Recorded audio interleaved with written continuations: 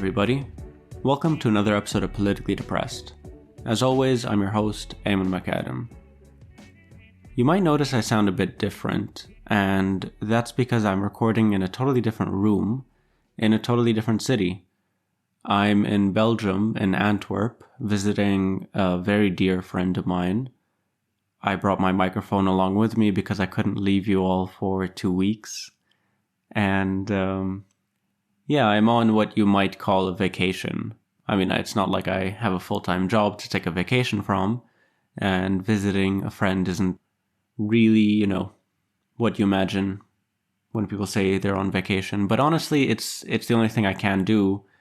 I mean, in terms of I couldn't go to some beach, to Spain or to Italy or to Greece, get away from it all and sit on some beach and get my mind off things. I've never really been able to sit on a beach and relax, and especially not recently. So those kind of vacations are out of the question. But yeah, visiting this friend is really important. We lived together in Beirut for 2 years. We've collaborated on numerous projects, actually. I'm surprised I've realized that I've done 14 episodes of this podcast and I've never talked about the fact that I've written a book with this friend of mine. It's a short graphic novel called A Letter Home. And we actually have a comic series that we, up until October 7th, we're working on called Revolution in Every Country, hosted by Unicorn Riot. I'll post links in the show notes. I'm actually kind of impressed to myself that, it's been 14 episodes, so 7 hours of me talking without mentioning these things. But anyway, being here is incredibly nourishing, and honestly, it's kind of necessary, and I didn't know how much I needed it until I got here. So apologies if this episode sounds a bit strange. I'll try as much in the edit to make it sound decent. But yeah, I have been thinking a lot about strength and concept of resilience and sumud, steadfastness. Yeah, I'll just be thinking a lot about these because I know in this podcast I talk a lot about the obvious bad side of things and feeling shitty, but I think I want to think a bit about not the silver linings, but those things that help us cope, those practices and those beliefs. My mother sent me a video a few weeks ago after listening to one of my episodes. It's a video that I've seen, and it's from, I didn't really look that much into this person, but they were talking a lot about indigenous solutions to colonial problems. And they were talking about, the fact that we can feel this pain is a good thing. They were talking a lot about how acknowledging that feeling love is the other side of feeling pain and hurt. And so you can't have one without the other. And, it's good to feel bad. It's good to still be able to feel bad, because if we felt nothing, then we are so totally destroyed, and almost have been turned into monsters. I mean, I feel myself being turned into a monster every day, but regardless. So I think it's very valid. It's very interesting. But at the same time, I've not been functioning very well, and I am on antidepressants, as I've mentioned in this podcast several times. But I'm really reckoning with the fact that I think I might need to get on something else, or I might need to increase my dose. Because, and I had the same exact struggle 3 years ago when I was deliberating whether I should get onto antidepressants or not, because it is essentially a colonial solution to a colonial problem. It's not, I want to feel these things and then act on those feelings. I want to shut it all off. I want to feel nothing because I can't handle these feelings. I'm not really able to be productive. Again, and not in a capitalistic sense or in an industrialist sense, but I'm just not able to get out of the house. I'm not able to meet other people or talk to people. And so something has to change, and I'm not really able to do that through therapy or through some of these other practices. So I've been thinking a lot about that, and sort of feeling like if I were to increase my dose and get to a point where I'm not feeling things intensely, so I'm not feeling the lows or the highs. I mean, what highs are there to speak of? But whatever, I'm just not feeling. Then it's kind of a capitulation, it's kind of a surrender and an acceptance. So I don't know, I've been thinking a lot about that. And obviously I come from a society wherein the term resilience is so widespread. One of the most persistent symbols of this concept of resilience, of this concept of Lebaneseness or whatever, is the phoenix, and I fucking hate the phoenix. I understand its utility. And here again, I'm talking about resilience. I'm talking about this idea of we will rise from the ashes or whatever, but obviously, this comes quite in conflict with the very premise of this podcast, which is there is a tendency to just overlook and just to move on. And sometimes, again, there's a utility, we can't stop because the crises never stop, because the violence never stops. But it's just passing on the generational trauma. It's just passing on to my future self. It's just not acknowledging and trying to heal because we can't. We can't stop to heal. Again, the same problem with the concepts of post-traumatic stress disorder, PTSD. What if there's no post? And obviously, this is a massive consideration and a huge thing for people in Gaza at the moment, It's been 150 days. And there's no post. And we don't really have any good thinking, any good ideas, any structured concepts of what do you do in crisis? How do you stay strong in crisis and not just completely go mad?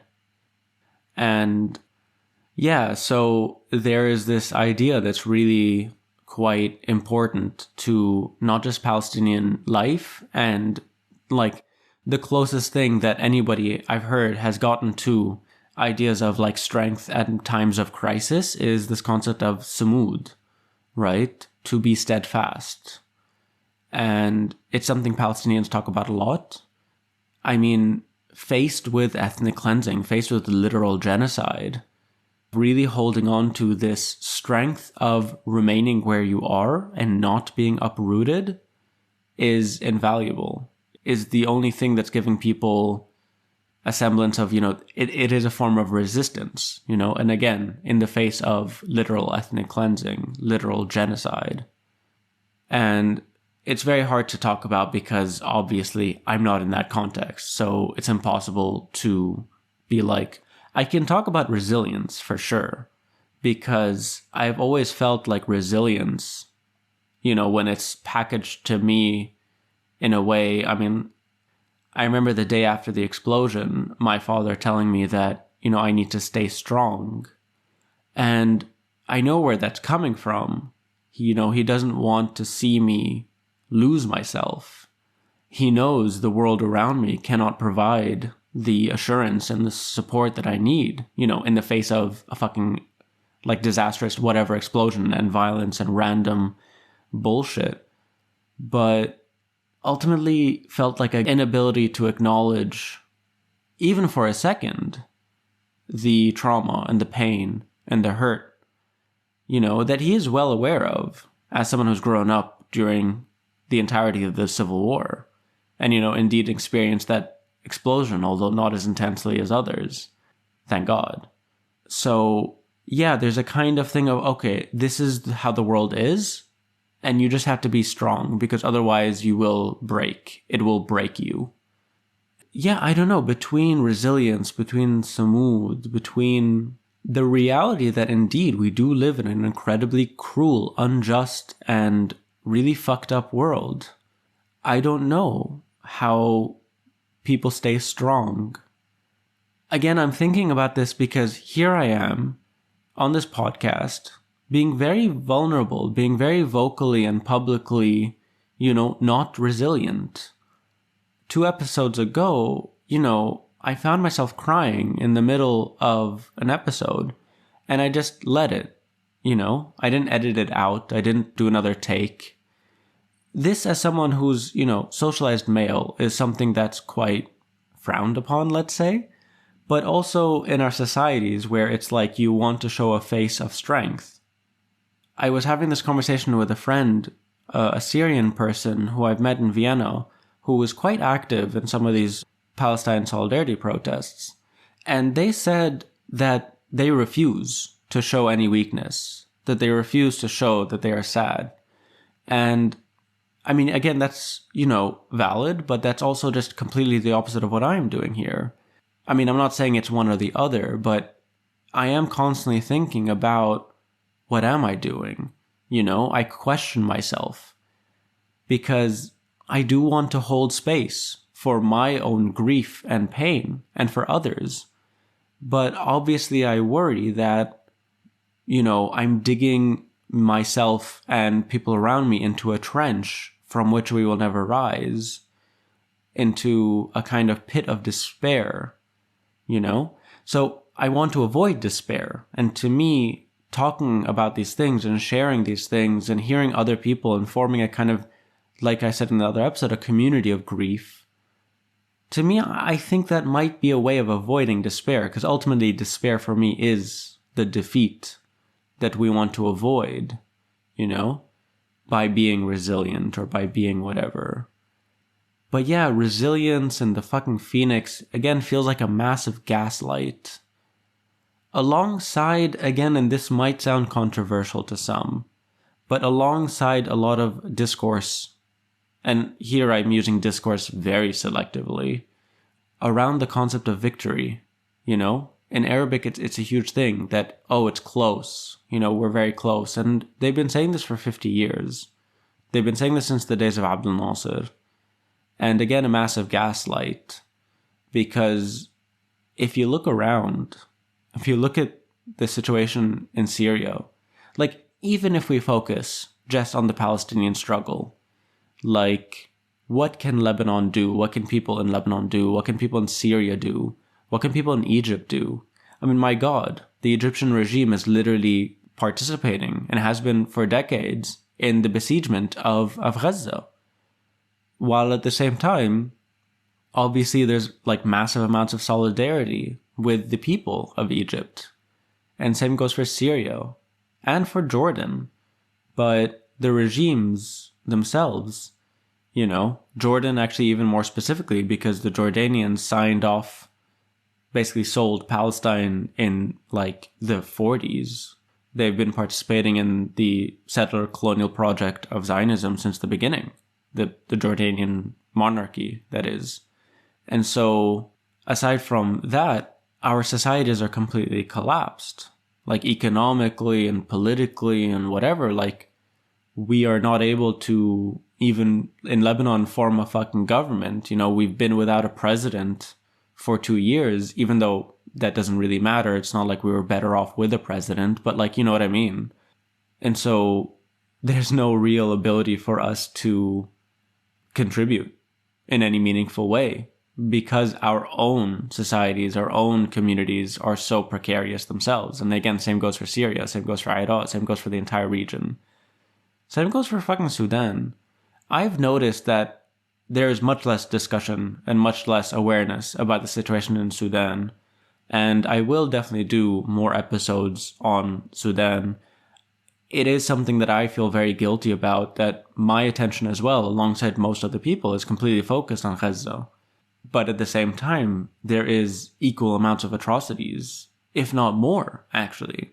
There are 6 million displaced people in Sudan.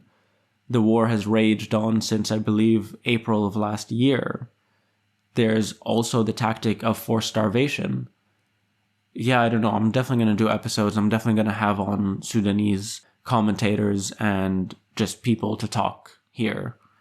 But again, I constantly think about, is it good to be sharing this pain? And I mean, obviously I think it is, because I don't think it helps anyone to pretend like we're not hurting. We are all hurting. It just feels like really insane not to talk about it at all. I mean, in a kind of comparison, I was in discussion with someone else about this. If you look at, for instance, how resistance groups themselves have been kind of curating their media output, let's say, over the last few months, they're not showing photos of kids starving, forcibly starved, or of, destroyed bodies. Instead, anything they ever release is always footage of them successfully carrying out successful attacks against like IOF soldiers or vehicles. And there's a kind of triumphalism, there's a kind of sense of victory, there's a sense of, progress is being made in repelling these genocidal forces. And so you get this impression that, victory is amongst us or whatever. You know what I mean? There's a kind of interesting discussion there of like projecting a kind of strong image, both internally and externally. And, the parallel side of that is people say sometimes, and there has been discussions of, we shouldn't be sharing these photos and this footage of Palestinians suffering because it just reproduces this idea of the suffering Palestinian as opposed to the resisting Palestinian, as the strong and whatever. But also because, as they say, it kind of reifies this defeat discourse or this kind of idea that, we are defeated. But yeah, so again, I think these are really valuable discussions. I'm definitely in no position to draw any like final conclusions on any of this. This is a very wide discussion that's happening amongst like Palestinian circles and whatever. But for me personally, it also is inconclusive. For me personally, nothing has been quote unquote working because, the premise of this entire podcast is, the world is entirely fucked up. How can we not be fucked up? Like, when I discuss trying to feel better, or when people talk to me about like feeling better, like I don't understand what that means. And I think this is what people describe as like survivor's guilt. I felt this for 2 years since I've left Lebanon.